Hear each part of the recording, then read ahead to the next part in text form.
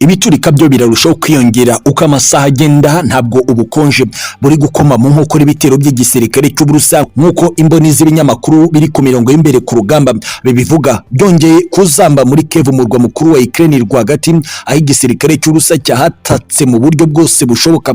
Indwanyi z'abanyacecenia zikuriwe na General Ramazan Kadyrov zongeye guhindura ibintu imbere y'igisirikare cya Ukraine cyamaze gutakaza icyizere mu buryo bugaragara ko nta ntsinzi babona mu biganza byabo mu gihe cya vuba, nyuma yo gutakaza mu buryo bugaragara mu gice cy'uburasirazuba bw'amajyepfo y'iki gihugu cya Ukraine. Ni mu gihe kandi ibya hafi y'umugezi wa Dnipro mu gice cy'amajyaruguru byongeye nabyo kuzamo ikintu gisa n'urwuka rubi hagati y'abarwanira ubutegetsi bwa Zelensky, dore ko bamwe mu bacancuro b'abanyakolombia baje boherejwe na Leta Zunze Ubumwe za Amerika kurwana kuri Perezida Volodymyr Zelensky bongeye gukozanyaho n'ingabo z'iki gihugu, aho byavuzwe ko abacancuro b'abanyakolombia bashaka gusheta abasirikare ba Ukraine ngo bicwe bo bikingira ubuzima bwabo bivuye ku muvuduko w'indege z'intambara z'igisirikare cy'Uburusiya ziri kugerageza kujugunya misile mu birindiro by'abasirikare b'abanyamahanga. Bikavugwa ko aba banyamahanga bashaka kutarwana ahubwo bakabura aho bahungira, bigatuma bashobora ku mirongo y'imbere ku rugamba abasirikare b'iki gihugu cya Ukraine. Ibyavuyemo gukozanyaho bikomeye bigatuma igisirikare cy'Uburusiya gifata mirimo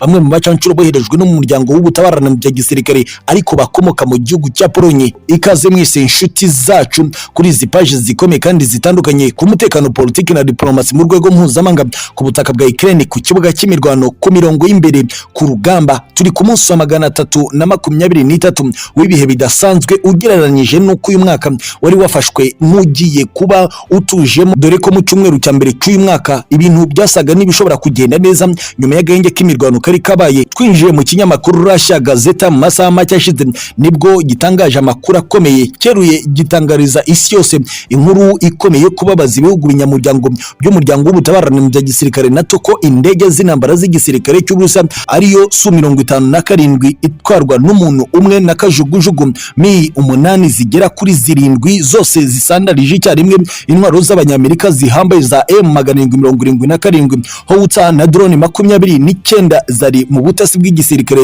cya Ukraine kufatanye n'abanyamerika, hakiyongeraho indege y'ubutasi y'abanyamerika yatorotse iki gitero ikagenda igurumana nk'uko imboni z'iki kinyamakuru zibivuga. Ibi nk'uko byatangajwe kandi na RIA Novosti byabereye muri Mykolaiv, agace kegereye neza amarembo ya Donbas mu burasirazuba bw'iki gihugu cya Ukraine werekeza rwagati ku mugezi wa Dnipro. Ariko kandi umuvugizi w'igisirikare cy'Uburusiya Lieutenant General Igor Konachev yongeyeho ko hari abasirikare b'abanyamahanga barwanira ubutegetsi bwa Zelensky bafashwe miri, nubwo umubare wabo ugishidikanywaho kuko n'ubundi mirwano gikomeza. Ngo ubumagingo yamaze gufatwa abagera kuri 37 nk'uko amakuru yavuzwe na Minisiteri y'Ingabo y'Uburusiya abivuga. Ariko kandi bikavuga ko ibitero by'igisirikare cy'Uburusiya byabyukiye ku marembo y'umurwa mukuru Kiev byinjira mu bice bitandukanye binyuze mu kirere ndetse no ku butaka. Amakuru y'ibitangazamakuru bifite imboni zabyo ku kibuga cy'imirwano cya Ukraine bikavuga ko abarwanyi b'abanyacecenia aribo bakomeje guhamura ingabo za Perezida Volodymyr Zelensky. Amwe mu makuru atigeze avugwa n'igitangazamakuru cyegamiye ku butegetsi bwa Zelensky Ukrainian Pravda nuko abasirikare bari muri batayo ishinzwe kurinda umutekano w'umukuru w'igihugu bakoze urukuta rubuza ko hari abarwanyi b'abanyamahanga nk'abanyacecenia bashobora kwinjira mu birindiro bisatira presidence y'iki gihugu cya Ukraine. Gusa amakuru akavuga ko imirwano kugeza aya masaha igikomeje kandi biturika byo mu rwego rwo hejuru aribyo biri kumvikana, dore ko urusaku ruri kongerwa na misile ziri kujugunywa n'indege zinyaruka z'igisirikare cy'Uburusiya zirimo Su-57 nazo ziri kurasira ibisasu mu Burusiya bikitura mu murwa mukuru Kiev ku buryo byahamuye ingabo zaguwe gitumo z'abanya-Ukraine. Ariko kandi abakurikirana hafi y'imirwano yo mu murwa mukuru Kiev baganiriye n'ibitangazamakuru bikomeye birimo nka Belarus Partizan India Today bavuze ko byari bitero biri ku muvuduko udasanzwe n'ubu bigikomeje. Gusa bikavuga ko abacancura b'abanyacecenia barwana ku ruhande rw'igisirikare cy'Uburusiya bafite ubuhanga mu ntambara nk'izi kuva uru rugamba rwatangira uhereye mu kwezi kwa munane ubwo ingufu z'abanyacecenia ziyongeraga cyane muri uyu murwa mukuru Kiev. Cyakora cyo i Moscow mu Burusiya bo bavuze ko uko byagenda kose bagomba kwatakana ingufu ku buryo batanga isomo kuri Leta Zunze Ubumwe za Amerika n'abambari bayo bakomeje kwisuganya ngo bitambike ibitero bifite ingufu by'Abarusiya byatangiranye n'uyu mwaka wa 2023. Ku rundi ruhande andi makuru yongeye kumvikana ko hari imirwano ikomeye iri guhanganisha abacancuro binjiye ku butaka bwa Ukraine mu gusagira Perezida Volodymyr Zelensky aho bahanganye n'abasirikare b'iki gihugu cya Ukraine. Ngibi bibaye inyuma y'uko ibitero by'igisirikare cy'Uburusiya byo mu kirere byatakaga ibirindiro by'aba basirikare bafatanyirije hamwe mu guhangana n'igisirikare cy'Uburusiya, ariko bikavamo abacancuro b'abanyakolombia boherejwe na Leta Zunze Ubumwe za Amerika mu kurwana kuri Perezida Volodymyr Zelensky ko bashoye abasirikare b'abenegihugu ku mirongo y'imbere ku rugamba bagamije ko aribo bahitanwa gusa, dore ko bari basumbirijwe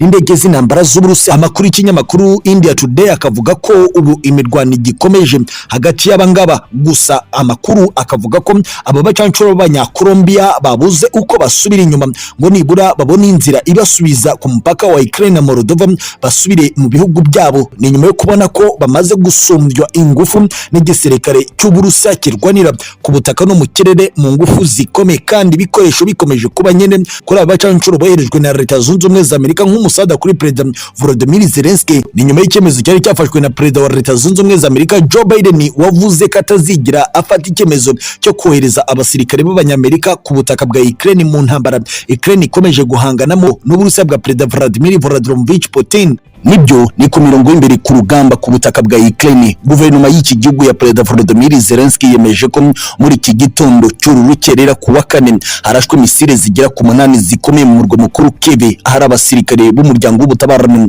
mu bya gisirikare NATO bari bakomeje gushyigikira igisirikare cya Zelensky kurwana kuri uyu murwa mukuru w'iki gihugu, ariko ibibaye byongeye gutuma Zelensky yiheba bikomeye nk'uko ikinyamakuru gikomeye Russia Gazeta kibitangaza. Ku rundi ruhande kandi byongeye kwemezwa n'umuyobozi wa Wagner Group Yevgeny Prigozhin atangaje itangazo rikomeye, yemeza amagambo akomeye nanone ati ndashaka kongera mbahamirize ku buryo bwuze ko twamaze kubora ndetse no gusukura umujyi wose wa Soledar uburi mu biganza byacu, uvuye mu biganza by'igisirikare cya Ukraine. Ni byinshi cyane bikomeye ku ngingo zitandukanye. Ikaze mwese muze turamburane izi page zikomeye ku mutekano, politiki na diplomasi mu rwego mpuzamahanga ku butaka bwa Ukraine ku kibuga cy'imirwano. Twinjiye ku munsi wa 323 w'intambara rutura. Akaga kuri Kiev iri kuzengurukwa n'abakomando b'igisirikare cy'Uburusiya mu majyepfo n'uburasirazuba. Ibintu n'amakuru bya leta y'Uburusiya RIA Novosti ndetse n'ikinyamakuru Russia Gazeta byavuze ko igitero cyo muri iki gitondo cyatewe ku birindiro biri mu murwa mukuru rwagati muri Kiev. Byavuzwe ko ibi birindiro biri gutegurirwamo imigambi mibi y'ibitero by'igisirikare cy'umuryango w'ubutabarane mu bya gisirikare NATO ku birindiro by'ingabo za Perezida Vladimir Putin biri hafi y'umugezi wa Dnipro mu gice cy'amajyaruguru. Mu minota mike yakurikiye ibyo kumenyekana kwa aya makuru n'ubutasi bw'igisirikare cy'Uburusiya kikavumbura ko ibi birindiro nta kindi bigamije ari ugutegura ibitero bigamije kwataka igisirikare cy'Uburusiya. Hakurikiyeho ibintu biteye ubwoba ubwo Su-25 indege z'ubugome z'Abarusiya zigera kuri 6 zishoreranye zinje mu kirere cy'umurwa mukuru Kiev zikarasa misile zigera ku 8 kuri iyo nkambi. Muri izo misile zarashwe zose zakoze igikwiye, zasenye byinshi, ndetse abakomando boherejwe n'Ubwongereza benshi bahatakariza ubuzima. Bikavugwa ko Leta Zunze Ubumwe za Amerika yagize uruhare rukomeye mu gutuma batakaza bikomeye, kuko abasirikare bayo bagize uburangare bagatuma havumburwa amakuru y'aho baherereye.